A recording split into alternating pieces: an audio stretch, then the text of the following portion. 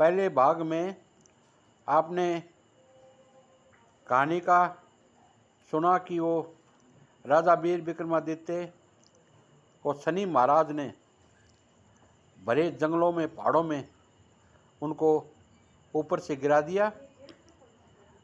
उसके बाद क्या हुआ कि वहाँ जंगल में चरवाहे बकरी, भैंस, गाय चरा रहे थे।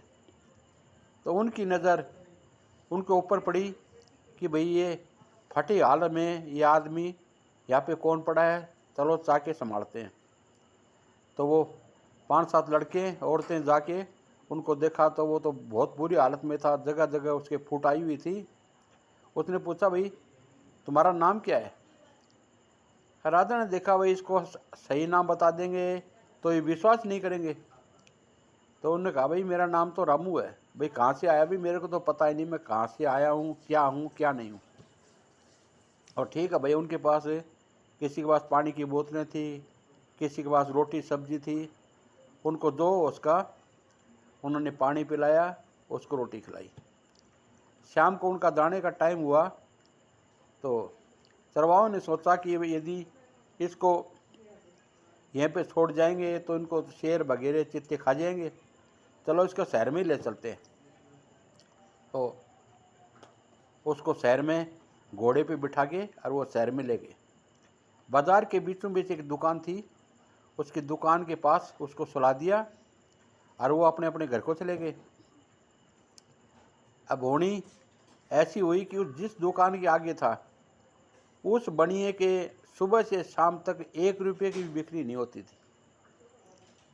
जिस दिन रात को वो आया, सुबह 3 बजे से ग्राहकों की भीड़ लग गई, लाइन लगा की भीड़ लग गई।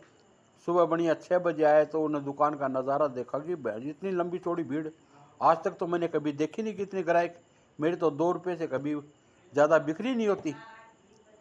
तो उन्होंने उसकी तरफ ध्यान नहीं दिया कि यहाँ पे कौन सोया हुआ है।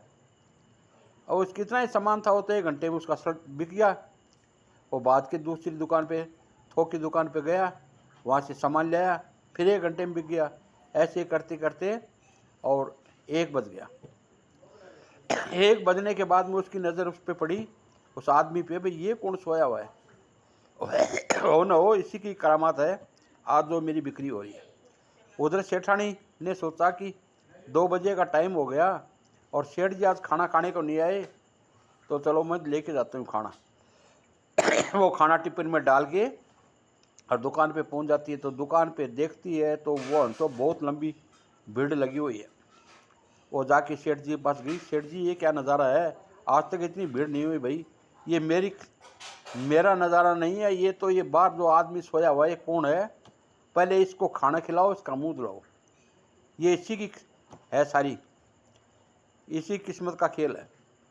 और सेठानी जाके उसका मुंह हाथ धुलाया, उसको खाना खिलाया और फिर अंदर उसको उठा के और एक कुर्सी पर उसको बिठा दिया।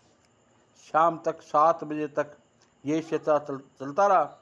उसकी भीड़ टूटने का नाम नहीं ले रही थी। आखिरी में 7 बजे वो दुकान बंद करने लगा। तो उसने कहा कि चलो भैया, मैं तो दुकान बंद कर रहा हूँ और चलो मेरे साथ घर पे चलते हैं। तो राजा वीर विक्रमादित्य को पता था कि जिस पर शनि महाराज की दशा होती है वो किसी के घर पे जाएगा तो वहाँ पर नुकसान हो जाएगा। तो उसने मना कर दिया, भाई मैं घर पे नहीं जा सकता, मैं तो यहीं, मेरे को तो बिस्तरा लगा दो और मैं तो यहीं सोऊंगा। तो बोलो ठीक है, तुम्हारा खाना लेके आता हूँ। तो वो सेठ जी गया और उसका खाना ला करके उसको खिलाया और खिला के बोला ठीक है तुम तो सो और मैं घर पे जाता हूँ और सुबह आऊँगा मैं 6 बजे। अब इसके आगे कहानी का भाग 3 अगले कहानी में देखिएगा। जय हिंद, जय भारत, वंदे मातरम।